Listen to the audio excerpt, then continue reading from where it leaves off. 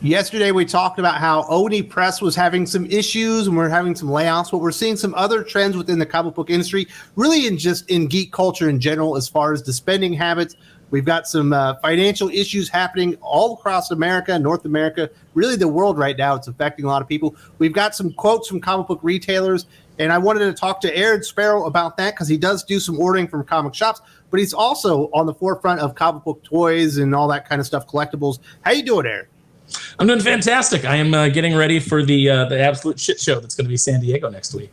Phil Boyle from Coliseum of Comics, who has 9 stores in Florida, says manga is up, but so has been the supply. That was a trickle until the last few months. With the steadier supply, I expect the column to grow exponentially over the next 2 years. In the last week, we have probably bought more product from customers than we had in the previous months. So much of that is I got to make rent. We have been spending an inordinate amount of money on that. This is definitely a buyer's market, and we're the buyer. We are getting calls every day. This is what John Robinson from Graham Crackers, who has 12 stores mostly in around Chicago. Sales and interest in the manga subcategory are definitely up, and the supply chain is going in the right direction for now, as we've been slowly able to restock some of the most in-demand titles.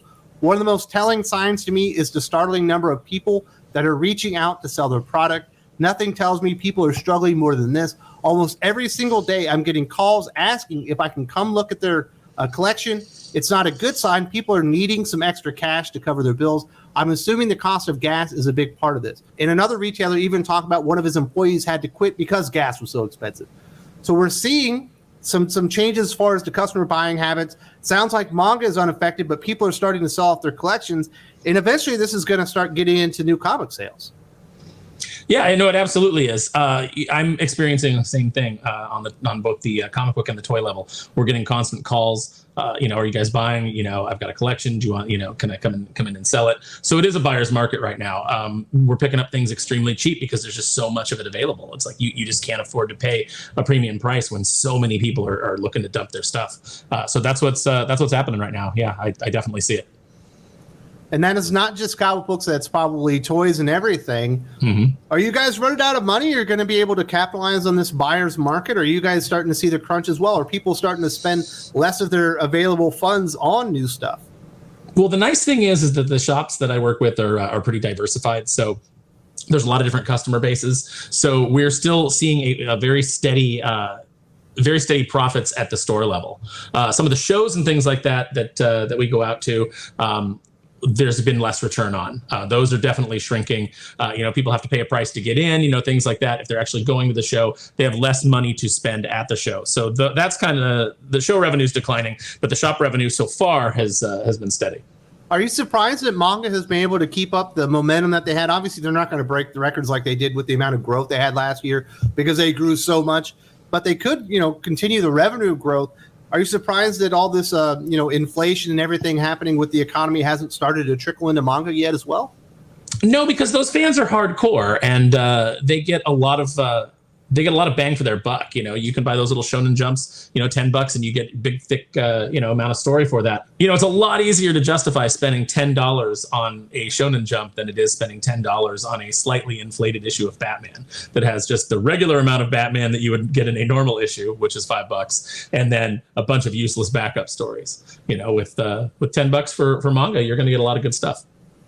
What's also crazy is one of the things that really got the comic book industry and a lot of retailers through the COVID-19 shutdowns and their supply chain issues and, the distribution kind of cut off is that there was so much interest in back issues. People were getting money, with the COVID payouts and whatnot, and they were going in there investing in a lot of back issues. The back issue market couldn't have been any hotter. Do you think that's even sustainable at this point? Obviously a lot of people are trying to sell, some of the collectibles, whether they be comic books or toys and whatnot. Do you see people being able to go out there and really spend money into the back issue market that a lot of comic shops actually invested in and really stocked up on? I think, the people that were smarter with their money will still have money to invest in those sorts of things. They're still going to have that desire and they're going to have that ability. People that are worse with their money that, didn't plan out, didn't, save any of those COVID payments that they were getting. Because, a lot of people were making a lot of money. It was, pretty sizable for a lot of your lower to middle class, the amount of money that they were getting every week. and if they didn't go out and blow it all and they saved some, then, they might be in a better position. But, for the people that went out there and just spent like crazy and bought a bunch of stuff, and now they're not liquid enough to cover rent or to cover, paying for gas to get to work and things like that, they're the ones that are going to be dumping their collections. And so I expect the market to soften a little bit because I expect the supply to exceed the demand for a little while. But overall, I think that, with your key issues and things like that, the demand is always going to stay high.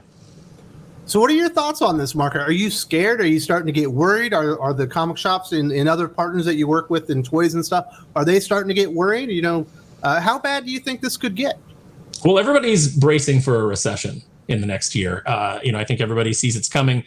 They see just what a financial disaster the last few years have been, and it doesn't appear to be getting any better. And it doesn't appear like our leaders have any ideas how to get us out, if they're even trying.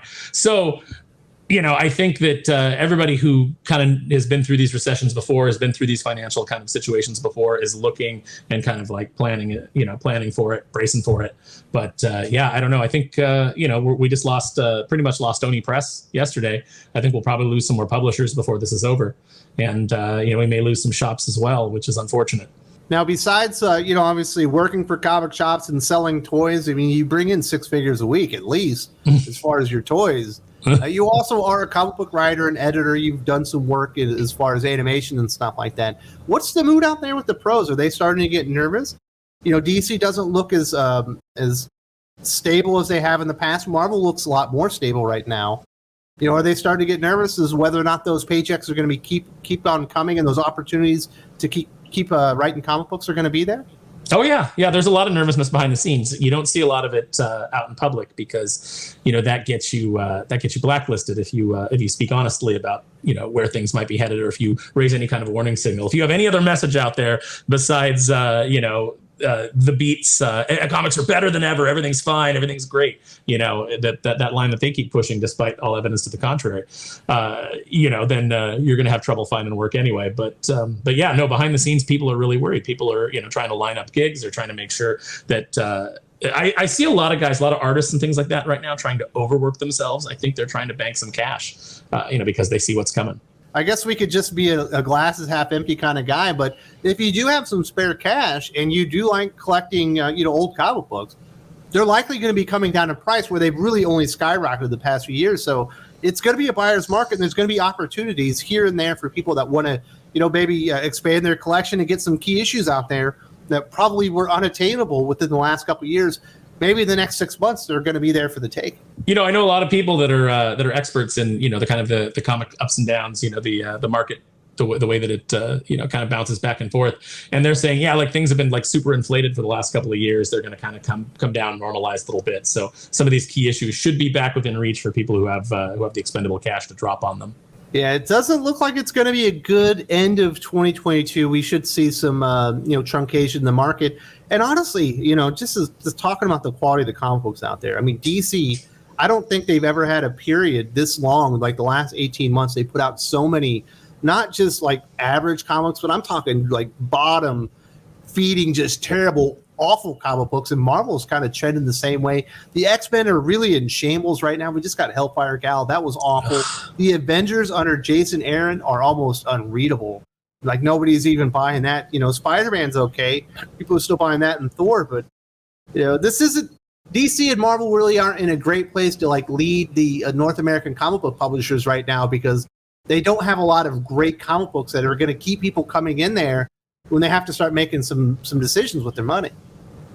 Yeah, no, I've already dropped most of everything that I've read in the last few years just because of quality, and then price obviously eventually becomes a factor. I haven't really thought too much about price, but if I was still buying a lot of comic books, I would eventually hit that point where I was like, well, for 2 comic books, I can get an action figure that is actually of quality.